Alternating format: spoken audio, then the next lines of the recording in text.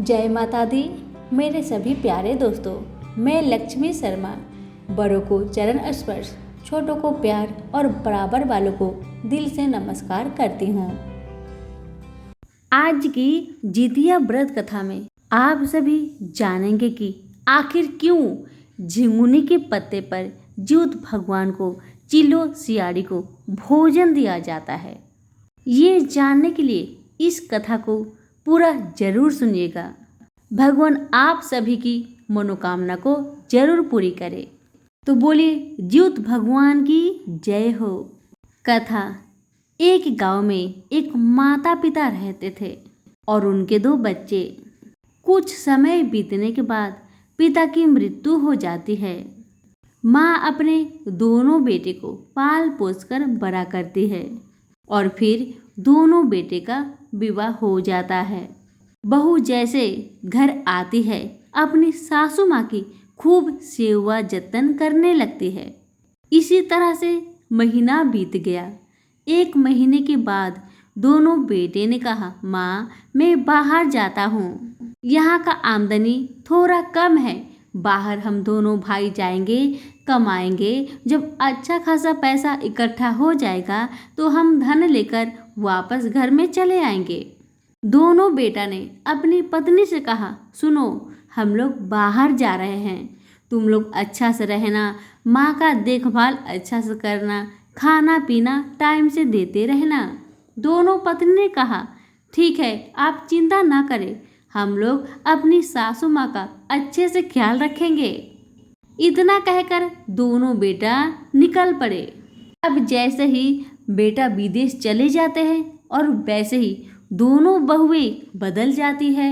अपनी सासू माँ का ना देख रेख करती है और ना खाना पीना देती है।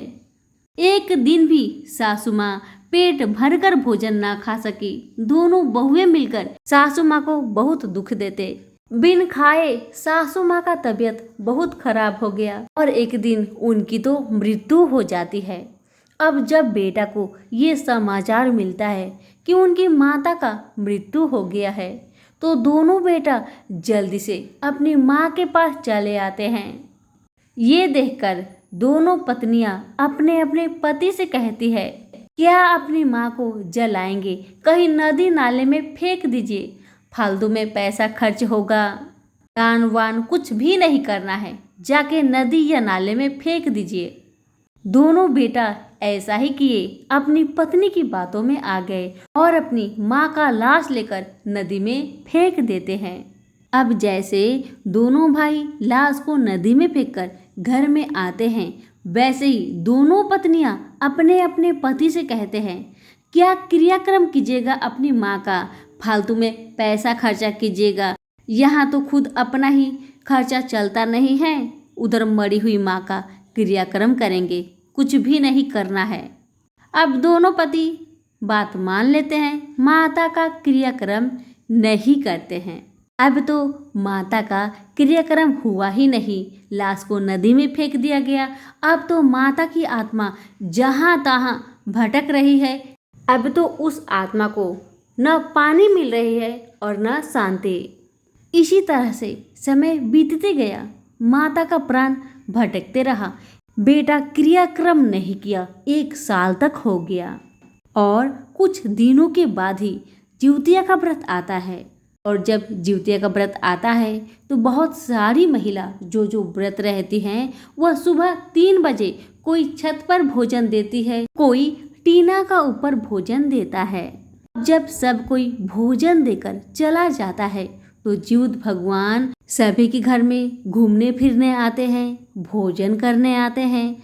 इसी तरह से ज्योत भगवान इधर उधर घूम रहे थे, तभी अचानक उन्हें दिखाई दिया एक घर के टीना के ऊपर में बहुत बड़ा बड़ा झुंगनी का पत्ता लगा हुआ है।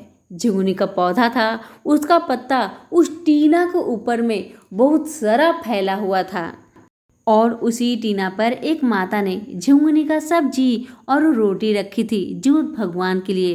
रोटी को तो बिल्ली लेके चली जाती है, जो सब्जी था वहीं पे ज्योत भगवान देखते हैं जिस माता का मृत्यु हुआ था, जिसे बेटा ने पानी में फेंक दिया था, उन्हीं का प्राण झुंगनी के पत्ते को तोड़ने का कोशिश कर रहा है ताकि उस सब्जी को उठाकर वो खा सके।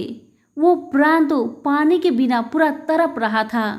बहुत कोशिश करने के बावजूद भी वह प्राण झिंगुनी के पत्ते को नहीं तोड़ पाया और न सब्जी को उठा के खा पाया।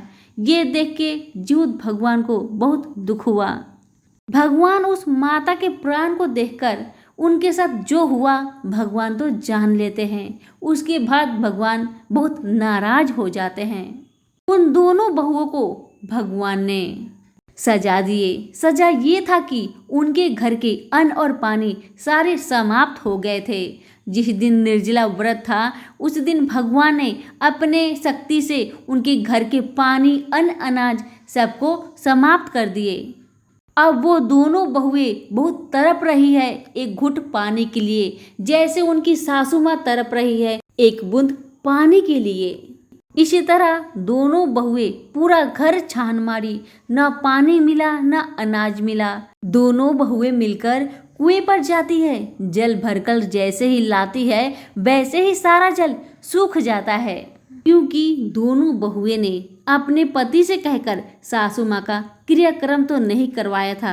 उनके मुंह में तो पानी ही नहीं जा रहा है, क्योंकि क्रियाक्रम हुआ नहीं, गया हुआ नहीं। इसका सजा दोनों बहू को तो मिलना ही था। जैसे जैसे सासू माँ तड़प रही थी ठीक वैसे ही दोनों बहू भी तड़प रही थी एक घुट पानी के लिए। अब जीवत भगवान रात के समय में बूढ़ी माई के दोनों बेटे के सपने में आते हैं और सपने में कहते हैं, देखो तुम दोनों ने तो अपनी माँ को पानी में फेंक दिया, क्रियाक्रम किया नहीं। तुम्हारी माँ जहाँ तहाँ भटक रही है एक बूंद पानी के लिए। आज उसका ही सजा मैंने तुम्हारी दोनों पत्नी को दिया है। अगर तुम अपनी माँ का क्रियाक्रम गया नहीं किया सजा तुम्हें भी मिलेगी। और इधर दोनों पत्नियों के सपने में आके जीवत भगवान कहने लगे, कैसा लगा तुम्हें आज सारा दिन उपवास करके बिना पानी का तड़प के? तुम्हारी सास 1 साल से तड़प रही है एक बूंद पानी के लिए, तो सोचो उनको कैसा लग रहा होगा। आज एहसास हुआ तुम्हें? अभी से सुधर जाओ, गया करवाओ, क्रियाक्रम कराओ, ताकि उनके आत्मा को शांति मिले। दोनों बहुएं सपने में हाथ जोड़कर जीवत भगवान से माफी मांगती है।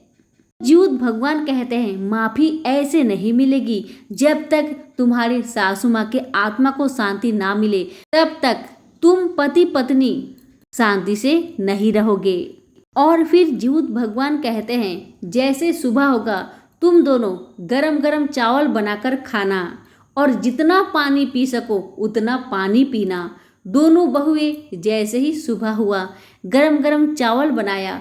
चावल तो खाया कम और पानी खूब पिया। जितना वो लोग पानी पी रहा है उतना उसके सास के प्राण को थोड़ा थोड़ा शांति मिलता है।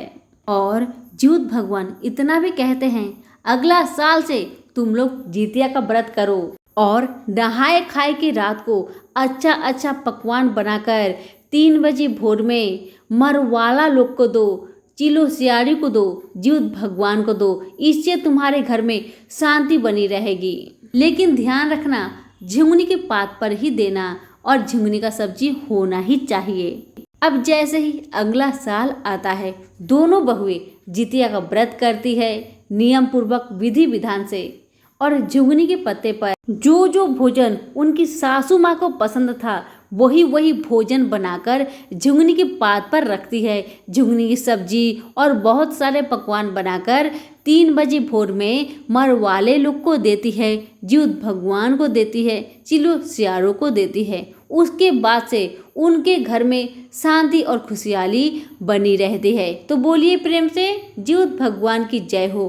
कथा पसंद आने पर लाइक शेयर चैनल को सब्सक्राइब जरूर करें। धन्यवाद।